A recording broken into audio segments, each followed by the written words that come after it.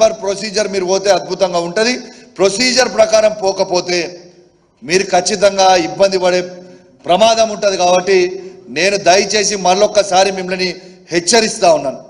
నిన్న నేను ప్రత్యేకంగా మా హుజరాబాద్ నియోజకవర్గం నుంచి నేను శాసనసభ్యునిగా ఉన్నా కాబట్టి హుజరాబాద్ నియోజకవర్గంలో ఉన్న ఆర్డీఓ గారికి, హుజరాబాద్ నియోజకవర్గంలో ఉన్న 5 మండలాల ఎంఆర్ఓ గారికి, 2 కమిషనర్లకు కూడా చెప్తా ఉన్నాను. మీరు నన్ను రిక్వెస్ట్ చేసిర్రు, సార్ దయచేసి మీరు మాకు అఫీషియల్గా లెటర్ ఇచ్చిండ్రు, మేము ప్రోగ్రామ్ ఆర్గనైజ్ చేస్తాం, మంత్రి గారు డేటు ఇస్తారంటే నేను గౌరవించిన, మీ మాట మీద గౌరవించి నేను ఆగిన. ఇలా మంత్రి గారిని రమ్మనండి, డేట్ పెట్టి ప్రోగ్రాం పెట్టి చేయమని చెప్పండి.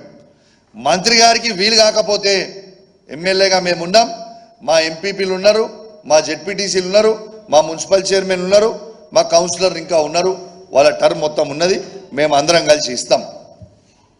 లేకుండా మీరు ప్రొసీజర్ ఫాలో కాకపోతే మాత్రం మీరు తీవ్రమైన ఇబ్బందులు పడతారు. ఎందుకంటే ఇలా ఎంత అన్యాయమో మళ్ళొక్కసారి మీకు ప్రభాకర్ గారు ఎంఆర్ఓ గారికి ఇచ్చిన ఆడియో రికార్డ్ని ఒక్కసారి మీకు వినిపిస్తా. ఒక్కసారి మీ ద్వారా యావత్ తెలంగాణ ప్రజలు మొత్తం కూడా చూడాలని నేను విజ్ఞప్తి చేస్తున్నా. ఒక్కసారి మీరు ఇది కూడా వినిపిస్తా. 1 మినిట్ ఈ ఆడియో తీస్తున్నా, ఒక్క నిమిషంలో మీకు ఈ ఆడియో కూడా వినిపిస్తాను. ప్రభాకర్ గారు స్వయంగా ఒక మంత్రిగా ఉండి ప్రమాణం ఏమని చేస్తారండి, రాగద్వేషాలకు అతీతంగా అని ప్రమాణం చేస్తారు. ఇదా వీళ్ళు చేసేది?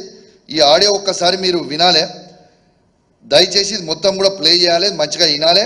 ఒక్కసారి మంత్రి గారు ఎంఆర్ఓని ఆర్డీఓ గారిని స్వయంగా ఎట్లా బెదిరిస్తారో ఒక్కసారి మీరు విను. సార్ నమస్తే సార్. నా నెంబర్ లేదా తల్లి, పొన్న ప్రభాకర్ ఇది నా అధికారిక నెంబర్. ఇది లేదు సార్, ఇప్పుడే ట్రూ కాలర్ చూస్తున్నాను సార్, నాకు చేసుకుంటాను సార్. ఆర్డీఓ గారు లైన్ లో ఉన్నారు.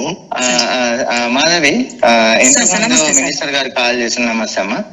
అదే ఇప్పుడు మొన్న మీరు చెక్కుల గురించి చెప్పారు కదా, కళ్యాణ లక్ష్మి, అదే మంత్రి గారి దృష్టిలో పెట్టి వాళ్ళు చెప్పినట్టుగా ఆ టైం తీసుకొని చెయ్యండి అని సార్. మేము కూడా చెప్తున్నాం ఎంఆర్ఓ గారు, మొన్నటి దాకా హుజరాబాద్ ఎమ్మెల్యే ఈటెల రాజేందర్ ఉంటే ఎమ్మెల్సీ గవర్నమెంట్ ఉంది కదా అని ఎమ్మెల్సీ కౌశిక్ రెడ్డి ద్వారా మంచిపించారు మీరు.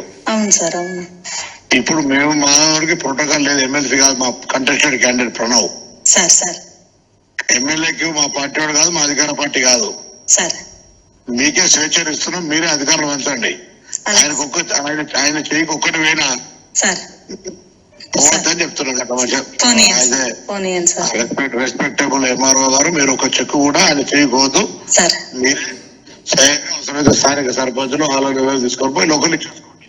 మీరు విన్నారు కదా, లైవ్ గా ఎంఆర్ఓ గారికి చెక్కులు ఇవ్వద్దని చెప్తుండు.